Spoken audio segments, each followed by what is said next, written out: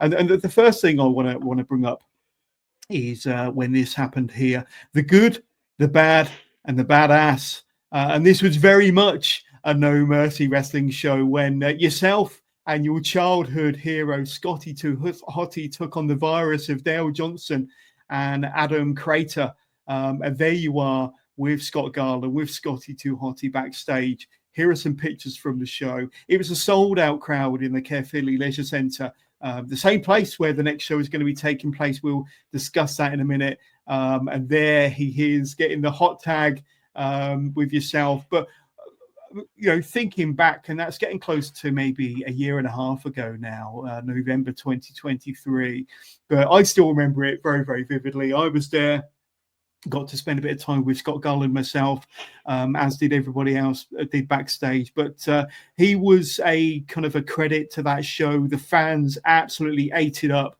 And you got a chance to tag with somebody that you legit idolized as a wrestling fan growing up. Yeah, absolutely. Sometimes I have to remind myself that actually happened because in the wrestling business, there's a saying, you got to actually sometimes stop and realize what's happened. Because everyone's so go, looking forward. You have to actually take some time and realize just the experiences that you've had. And yeah, like I said, sometimes I forget that I actually did that. And I was thinking about it the other day, actually, and was looking back at the match and the photos. And yeah, I have to pinch myself. It's like you said, he's a legitimate hero of mine. When I was a child, I genuinely would dream of being into Too Cool with Scotty, Hotty, and Grandmaster Sexay. So I was the biggest mark for Too Cool in the world. I had everything. I had the glasses, I had the shirts, I had the hats, all of it. And for me to actually make that dream come true, literally a dream come true, it was off the chain.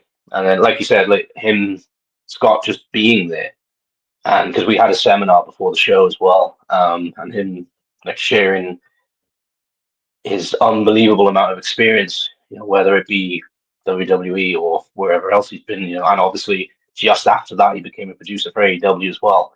Yeah, it was just priceless information, priceless experience shared.